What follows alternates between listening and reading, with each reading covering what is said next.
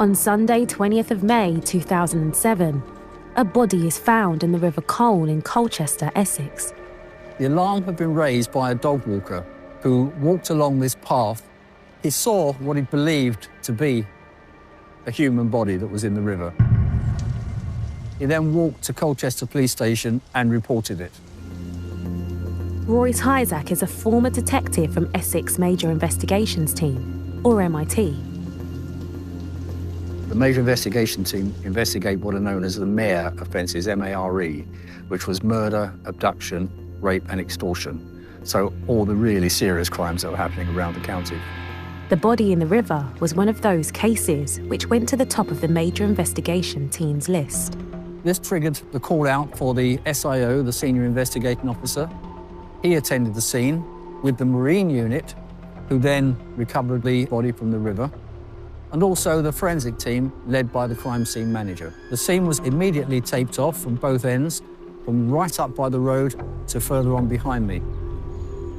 They then started to recover anything that could possibly have evidence on it. Even before the post-mortem, detectives can tell the woman has been beaten and sexually assaulted. Over 90% of female murder victims are killed by men. And less than 10% of those murders are committed by strangers. The local press soon get wind of the suspicious death by the river. Emily Parsons was a young reporter at the time and remembers the case and police investigation. Time of this case, I was the crime reporter for the Colchester Gazette. I covered anything and everything that involved the emergency services. If it had a blue light, it was mine. You get the reports of a body in the river and describing it as, I think he said it was like a mannequin, which stuck in my mind. We didn't have that kind of crime in Colchester. We were waiting for it to be ruled as non-suspicious. But for Roy, the scene was undeniably suspicious. When I first attended, I could see straight away that none of the grass had been flattened. None of the bushes had been disturbed. This immediately told me that this offence was not committed by a lone offender.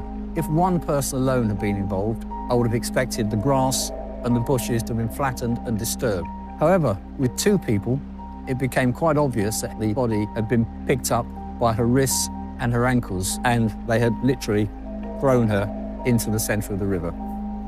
This offence was committed by at least two people. The woman's body is examined by pathologist Dr. David Rouse. There were a number of impacts to the head with splits around the eye, so typical blunt trauma. You've got bruising around the scalp, then there's some marks around the buttocks from vegetation, so clearly her bottom's been on the ground. And if obviously for them thinking with sexual activity, tying all the injuries together, there's some limited, what's known as defensive injuries. In other words, probably rendered fairly incapable fairly quickly. She was alive at the time that she went into the river because she's inhaling the water. So therefore, it's a combination of head injuries and drowning. The post-mortem confirms that this was a brutal killing, and the discovery that the victim was alive when dumped in the river makes this crime all the more harrowing. 2 days after the body had been discovered, the police identified the body as that of 24-year-old Helen Maughan, who was a young mum who lived in Colchester with her partner. I was only a couple of years younger, and it makes you second-guess everything. Your initial reaction is there somebody on the loose we need to be careful of? And is this something to be afraid of, to be scared of or cautious of? Emily Parsons looked into Helen's background to report on the story. The information that the police gave us, it was a tragic tale about Helen. She'd had a difficult start to life. She'd been in the care system as a child. She had a loving adopted family or foster family. She had this future with her partner who she was happy with. She had a whole life ahead of her. At 24, it was cut short. Investigators waste no time looking into every aspect of Helen's life in a procedure called victimology. When we look at the victim and we go into great detail, build up a picture of their lifestyle, who they associate with, who they live with. Helen, by all accounts, speaking to her family, she was a very bubbly 24-year-old young lady who had a zest for life. She enjoyed socialising locally in the various pubs and bars. Detectives quickly established she lived with her partner, as over 60% of femicides are committed by current or ex-partners. Helen's boyfriend immediately becomes a person of interest to the police. When a murder happens, we look very closely at the partner and other family members. So often in the past, we have seen people feigning tears, and it turns out, in fact, that they are the person responsible. So it is natural that we look very closely at partners and family.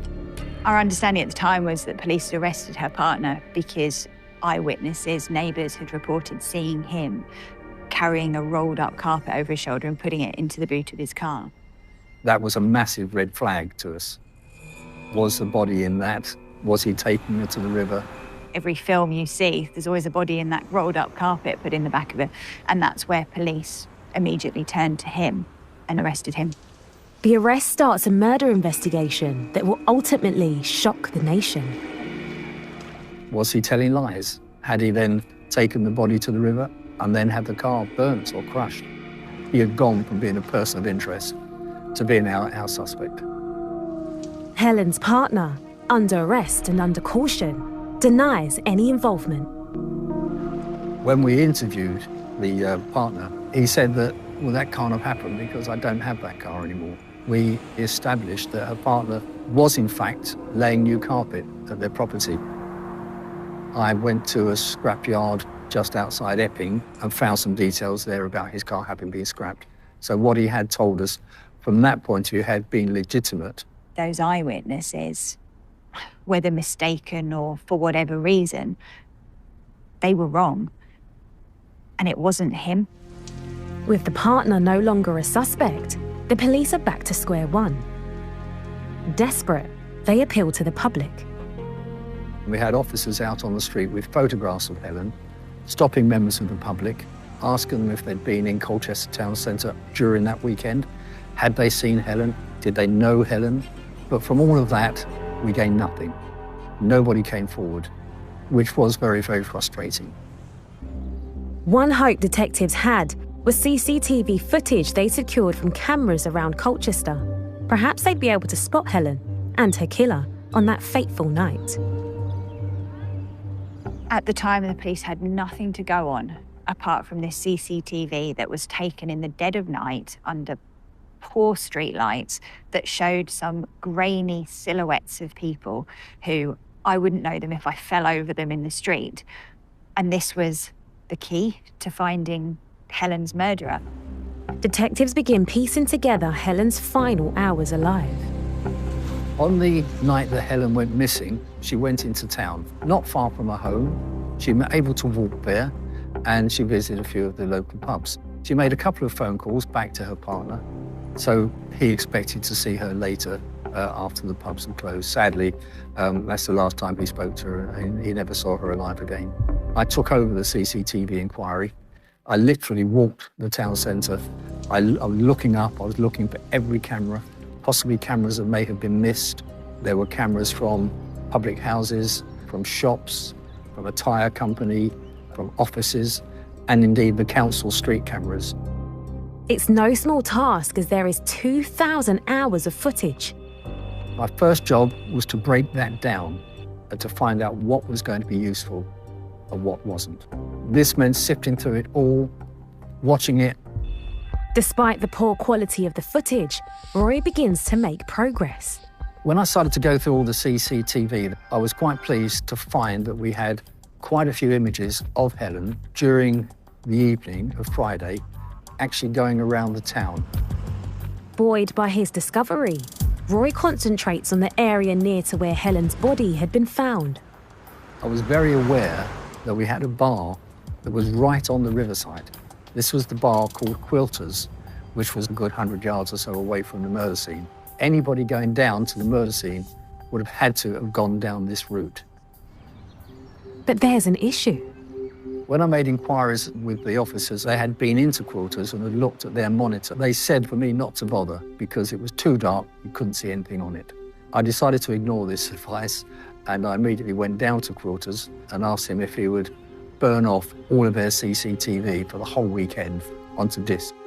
On the discs, Helen can be seen clearly enjoying herself, perhaps a bit too much for the bar staff. Not only did I find Helen inside the bar during the day in full colour and fully identifiable, talking and drinking with other people who all had to be eliminated. Sadly, I could also see her being ejected from bars. She was doing what 24-year-old women do, and somebody could take advantage of somebody like that, and it's over like that. Roy and the team spend 4 weeks painstakingly trawling through all the footage. Having watched so much CCTV of Helen, I really did build up an image of her, both physically and mentally. By the end, I almost felt that I knew her. While his fellow officers felt Roy was on a wild goose chase, he was sure the camera evidence close to the river could help. There was some images that I found from the quilters' cameras. It was very, very dark and very hazy. But having looked at all the images I already had of Helen in daylight, confirmed images, I was absolutely convinced that I now had images of Helen walking down the towpath with 2 males at the time that we felt was significant. Roy's diligence appears to have paid off. He'd spotted something no one had seen before. That was when it really kicked in for me, that this was a breakthrough moment. This, to my mind, was Helen being led to her death. There was a sense of real horror. Did these men know her? If these were 2 complete strangers preying on a drunk woman on her own late at night, then that was something that was incomprehensible. The hunt is now on to identify these 2 potential suspects.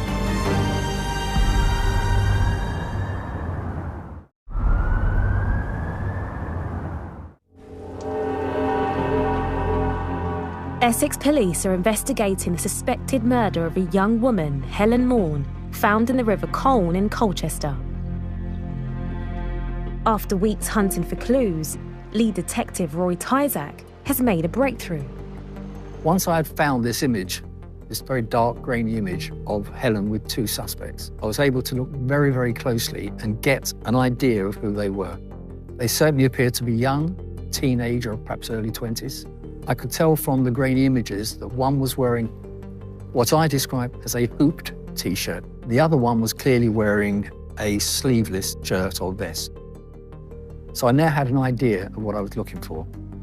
I now had to see if I could find these 2 suspects in the town centre in daylight so that I could positively get a good look at them and then compare these images to those of the riverbank. When it looked like the 2 suspects might be teenagers, the mood of the case changed completely. There was a breakthrough. The police were getting somewhere. But it brought with it a whole new set of questions and a whole new set of fears. What kind of society and community and town was it where 2 boys could potentially be responsible? I found them in front of the multi-storey car park, which actually butts onto the river. It was the car park where I parked every morning to walk into work. It was very personal. At the same time, I get another image of Helen walking into the yard at the back of the bar. I see her turn and look towards the river. I can only assume that she's seen the 2 youths. The footage continues to reveal the secrets of that night. I see these 2 youths. The first one in front, who turned out to be slightly older. Helen was in the centre and the younger boy was behind. Approximately 1.5 hours later, I see the same 2 boys come back along the riverbank into the yard of the bar. I was now convinced that I had my suspects. I had descriptions of them. I knew their approximate ages, but I had no idea who they were. The investigation needed to go to the next level, so Roy went to his boss with high hopes. This was most definitely the eureka moment. As far as I was concerned, it was my job now to convince the senior investigating officer I really thought that we were going to throw everything now into the identification of these two youths and that this was going to lead to a charge. I thought, I've cracked it. But Roy's hopes are swiftly shattered. Unfortunately, he had apparently consulted criminal psychologists who said that it is unlikely that two males would have committed this type of offence. Therefore, logically, my CCTV must be wrong and it could not have been the crucial bit of evidence. With no other viable suspects or leads, Roy refuses to give up. Finally, I decided the only way to do it was to print off all of my CCTV images, print them into large A4 photos, display them on our conference room desk, get the SIO to come and look at them and to lead him through them all in an attempt to get him to agree. His boss is convinced enough to take a chance, see if Roy's theory pans out. Now, all the team needs to do is ID the two youths seen with Helen on the night she died. We circulated the photographs to the local police stations, particularly in Colchester, for all the officers to look at. And that again brought us nowhere. Nobody knew these two youths, which was a little surprising and disappointing. The team refused to give up and puts mobile units around Colchester in the hope that somebody might recognise them. I remember the police set up a hub in the town. They had CCTV playing, and everyone was very willing to help and very willing to talk, but nobody knew anything. Quite a few people came in, nobody had a clue. No, we don't know them. And now I was very disappointed. It's beginning to look like Helen's murder might never be solved. We were just about to give up, and at the last moment, almost before we switched off the television and closed the doors, I saw a group of youths walking along. They saw the police van, and as youths do, they crossed the road to avoid us. I went across the road, stopped them, and said, "Don't worry, lads, you're not in trouble, we just want you to look at some film." They reluctantly came across. I put the CCTV on, and they immediately named both suspects. These youths identified those two grainy figures because of their unique build, because it was a little and a larger, and they were always together. And they gave police names of teenagers. We found that one of them was 16. The other one was only 13 years of age. We thought this was men. To have it identified as potentially two teenagers, one was barely even a teenager, was something that we had never contemplated. It's extremely rare for suspects so young to be involved in such a horrific killing. Not only was the SIO sceptical, but many of my colleagues in the office were also. They almost derided me. They said, "What, kids like that, doing this to a girl of that age wouldn't happen." I said, "Well, I've got them on camera. I've got them with Helen. We know that's Helen. We now identified them. Let's give it a run." Despite reservations from the top brass, the decision is made to arrest both boys. On July 31st, over 2 months after Helen's murder, police raid their homes simultaneously. The suspect's house, the 13-year-old, was actually very close to the river, and it's quite chilling to think that he went home that night and went to bed knowing that he was overlooking the river where Helen's body was. When we got there, he immediately admitted that he had been there and was involved, but he said that it was the other youth who actually committed the murder, committed the assault, and threw the body into the river. Another team had gone to the 16-year-old's house. When they arrested him, he virtually said the same thing. He admitted, yes, he had been there. He had been with the other youth, but it was the other youth that had committed the offences, and it was the other youth who had dragged Helen and thrown her into the river. This is what we call a cutthroat defence. The cutthroat defence is essentially, it wasn't me, it was him. So they both said, I was there, but I didn't do it. It's good news. For the police, they knew whether it was one of them, either of them, or both of them, they had their killer. The whole community is in shock. These are children who've done this. They're not old enough to drink, they're not old enough to drive. They're kids at 13. Should be riding their bikes with their friends, and instead, They're assaulting and ultimately killing a young woman who had her whole life ahead of her. The pathologist Dr. Rouse endorses Roy's theory. One said the other dragged her by the ankles, and the other said the other dragged her at the head end. Well, if that was true, then you'd expect drag marks around the ankles or along the bottom. There weren't any. Clearly, they're not telling the truth, and she must have been carried by both of them. It's up to detectives to prove the pair are lying. They had admitted that they were there. One of the youths even told us where to find the bottle that had been used to assault Helen with. This was recovered. From that, the forensic side kicked in, and we found both the DNA of Helen and the suspects. So now, to back up our CCTV, their admission of being at the scene, we now have the forensics. Police then spent 8 months meticulously building their case against the two teens. In April 2008, it comes to trial at Chelmsford Crown Court. They stuck to their own sides of the stories. Fortunately, the jury saw through that, and they were both found guilty.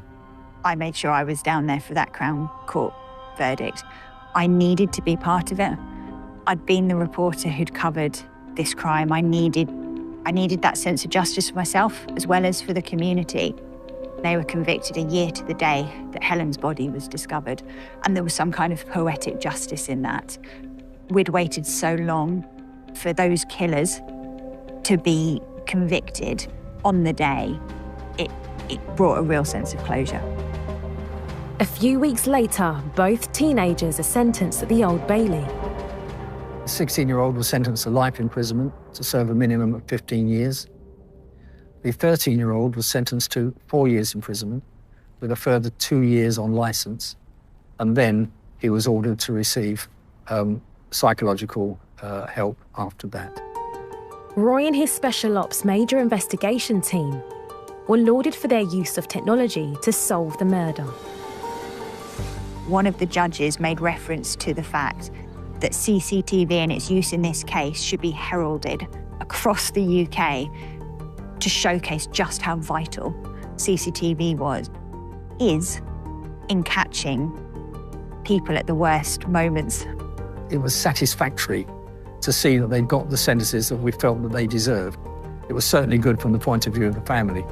It was justice for Helen, but there are no winners. For Emily and Roy, this is one of those cases it's impossible to shake off. I think it was her sister, one of her sisters, who said they stole Helen's tomorrows. And that was right. They took her joy, her future, her prospects. I don't think I'll ever forget the case, and hopefully I won't forget Helen.